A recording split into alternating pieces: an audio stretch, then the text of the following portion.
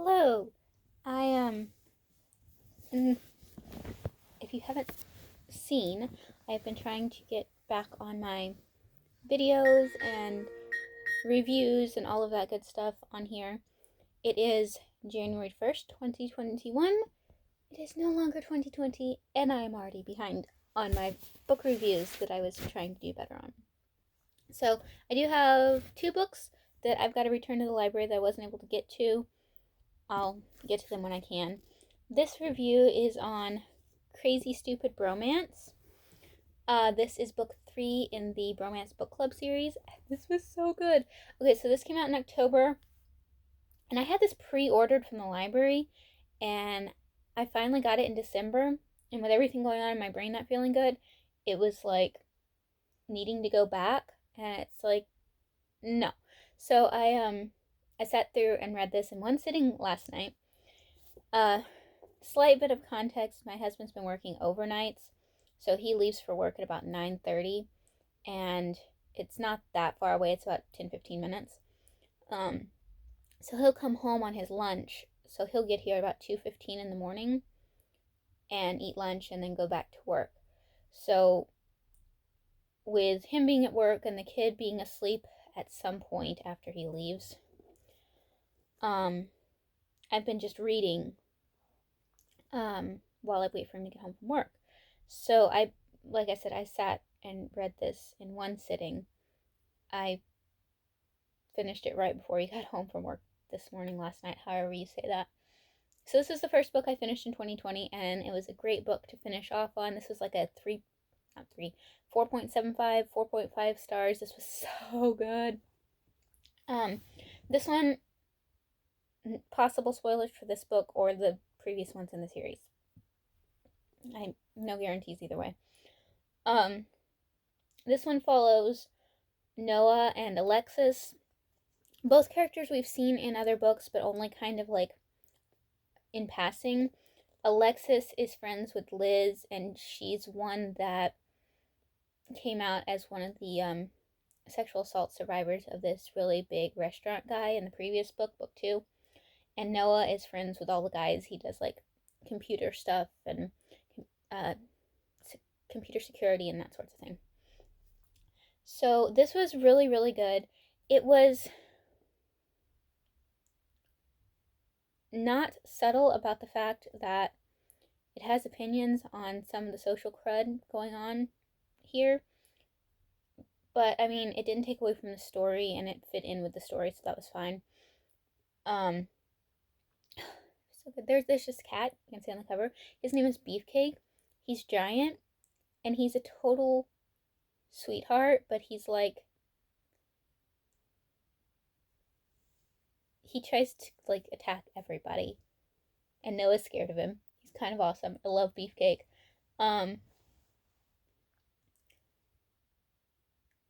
This one was, I'm not sure of the first two.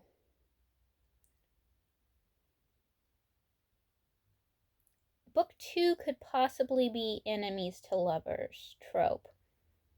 I'm not sure about the first one. I'm not even sure about the second one. But this one is definitely the friends to lovers trope. And then book 4 that's going to be coming out, and I have to wait until July for, is going to be marriage of convenience trope. So it's cool. I don't know if she decided to do this part way in or if she intended it from the first and I just missed it in the first book. But yeah. But it's like she's taking stereotypical romance book tropes and making them fit into this like this world. So it's a little bit different than they usually are, and like a little bit better because you don't have all of the questionable aspects, and it's just so good. I can't wait. I cannot wait for book 4 because that's going to be the Russian story. And it's marriage of convenience, so I'm excited. But anyway, this book, right?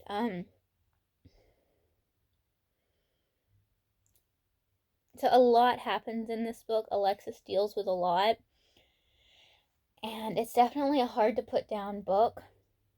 It was they didn't have as many problems, I don't think. because the first 2 books, the couples had like a lot of problems they had to deal with. And in this one, it was like, well, it's friends to lovers, right? So it's like, okay, we're friends and we don't want to mess that up.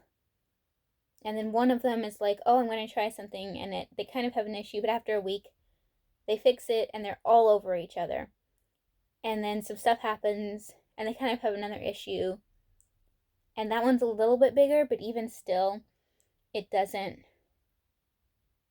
not a huge issue. Like, I mean, it is a huge issue, but like they get over it.